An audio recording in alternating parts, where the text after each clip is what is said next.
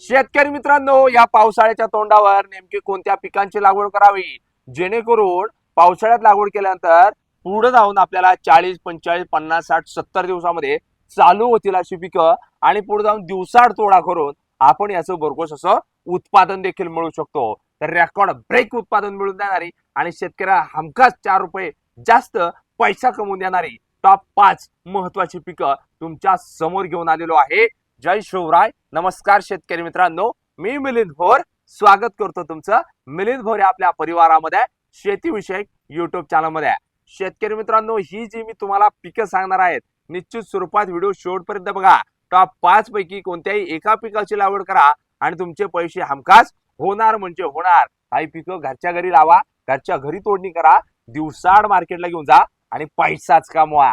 तर ही पिकं आहेत तरी कोणती, या माहितीसाठी जो कोणी शेतकरी बांधव सर्वप्रथम मिलिंद भोरे आपल्या चॅनलवर नवीन असतील आजच ही व्हिडिओ पाहतात सबस्क्राईब नक्की करून ठेवा, समोरील घंटा ऑल ठेवण्याचा प्रयत्न करा आणि तुम्ही आपली व्हिडिओ कुठून कोणत्या तालुक्यातून जिल्ह्यातून गावातून पाहता कमेंट्स करायला अजिबात विसरायचं नाही आणि व्हिडिओ देखील शेवटपर्यंत नक्की बघा। तर आता जाणून घेऊया नेमकी पावसाळ्यातली टॉप 5 महत्वाची पिके। तर शेतकरी मित्रांनो, पावसाळ्याच्या सुरुवातीलाच ही जबरदस्त पिकं सांगतोय त्यातलं पहिलं महत्वाचं पीक तर हे म्हणजे गवार या पिकाची लागवड करायची आहे। होय शेतकरी मित्रांनो, गवार पिकाची लागवड करत असताना व्हरायटी कोणती घ्यावी, तर माझ्या माहितीतली एक व्हरायटी आहे नीलम 61। याची आपण पेरणी करू शकतो, हाताशाईने टोकन करू शकतो, पाटपाण्यावर पेरणी करू शकतो, सरी वरंब्यावर देखील लावू शकतो किंवा मल्चिंगवर देखील लागवड करू शकतो। एकदा तोडणी चालू झाली ना, थोडंसं किचकट पीक आहे तोडणीला, पण बाजारावर मिनिमम 30 रुपये किलो जरी मिळाला निश्चित स्वरूपात शेतकऱ्याचे पैसे झालेले आपल्याला बघायला मिळतात। त्यामुळे या पावसाळ्यामध्ये हे महत्वाचं पहिलं पीक गवार पीक लावायला विसरायचं नाही। त्याच्यानंतर शेतकरी मित्रांनो, या पावसाळ्याच्या सुरुवातीला नेमकी कोणतं पीक करावं, तर पुढचं महत्वाचं दुसरं पीक घेऊन आलोय। हे पीक आहे भेंडी हे पीक। होय शेतकरी मित्रांनो, भेंडी पिकाला आजपर्यंत माझ्या माहितीप्रमाणे 30 रुपये किलो बाजारभाव हमखास मिळालेला बघायला मिळालेला आहे, पण यासाठी व्हरायटी देखील त्याच उच्च गुणवत्तेच्या असणं गरजेचं आहे। मग नेमकी भेंडी पिकाची लागवड करायची आहे, व्हरायटी कोणती निवडावी, तर माझ्या माहितीतल्या 2 ते 4 व्हरायट्या सांगतोय। ह्या भेंडी पिकाच्या व्हरायट्या सांगते वेळी जी पिरामिड सीड्स नामदेव उमाजीची जेनिफर म्हणून भेंडी आहे याची देखील आपण लागवड करू शकतो, किंवा आपण कायरा या देखील भेंडीची व्हरायटीची लागवड करू शकतो। त्यानंतर आपण राधिका ही देखील भेंडीची व्हरायटी आहे, हिची देखील लागवड करणं तितकंच महत्वाचं ठरतं। त्यानंतर आर्डोर सीडची दीपा देखील व्हरायटी विसरून चालणार नाही। जबरदस्त कवळ्या लसलशीत भेंड्या आपल्याला बघायला मिळतात। आपल्याला मिनिमम 3.5 ते 4.5 फुटाचं झाड झालेलं बघायला मिळतं आणि भरघोस असं उत्पादन या भेंडी पिकातून बघायला मिळतं। त्यामुळे या पावसाळ्यात एकदा अवश्य विचार करा आणि भेंडी पीक लावायला विसरू नका। त्यानंतर शेतकरी मित्रांनो, या पावसाळ्यामध्ये अजून एक महत्वाचं पीक तुमच्या समोर घेऊन आलोय, जे तिसरं महत्वाचं पीक असेल तर हे आहे वाटाणा हे पीक। आता वाटाणा पीक करत असताना नेमकी नियोजन कसं करावं, तर वाटाणा पिकाची आपण पेरणी करू शकतो, टोकन करू शकतो किंवा मल्चिंग पेपरवर देखील लागवड करू शकतो।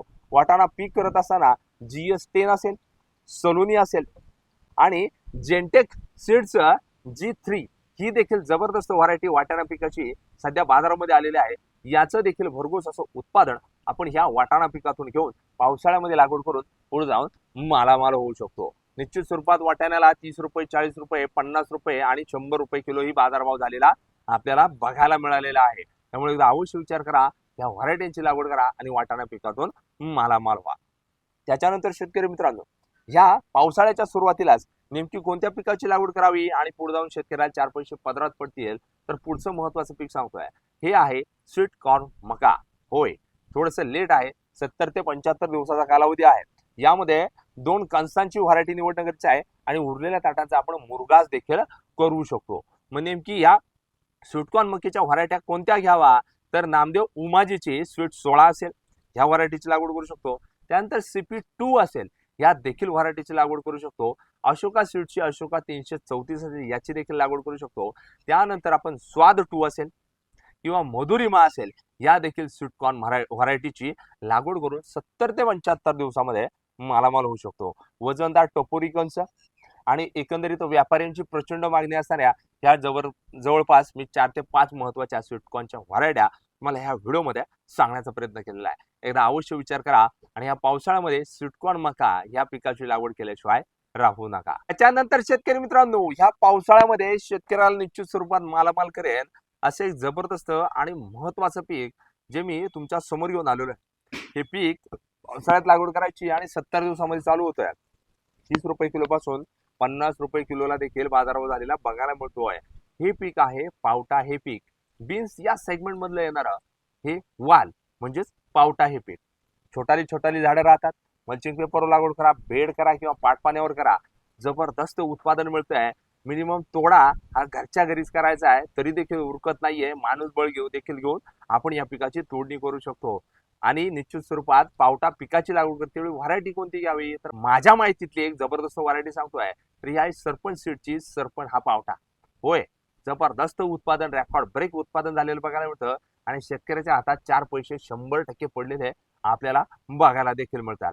त्यामुळे शेतकरी मित्रांनो, सध्याच्या घडीला मार्केटचा अंदाज घेऊन, या पावसाळ्याचा देखील अंदाज घेऊन नेमकी कोणती पिकं शेतकऱ्याला फायदेशीर ठरतील, तर ही महत्वाची पिकं शेतकऱ्याला निश्चित स्वरूपात फायदेशीर ठरणार आहे. त्यामुळं ही जर आपली माहिती तुम्हाला आवडली आणि अजून देखील मिलिंद भोर युट्यूब चॅनलला सबस्क्राईब केलं नसेल ना, सबस्क्राईब नक्की करायचे, समोरील घंटा ऑन ठेवण्याचा प्रयत्न करायचा आहे. मात्र तुम्ही आपली व्हिडिओ कुठून, कोणत्या तालुक्यातून, जिल्ह्यातून, गावातून पाहता, कमेंट्स नक्की करायची